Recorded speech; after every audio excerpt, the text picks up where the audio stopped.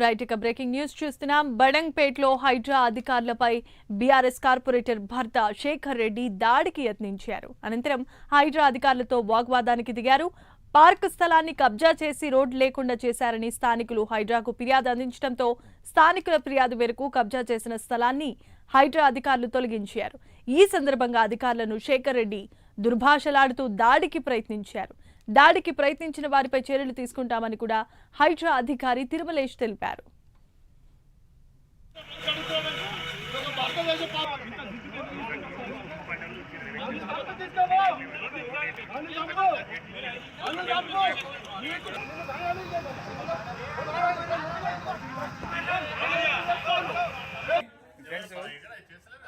ఎవరో పిలుస్తున్నారండి. పక్కన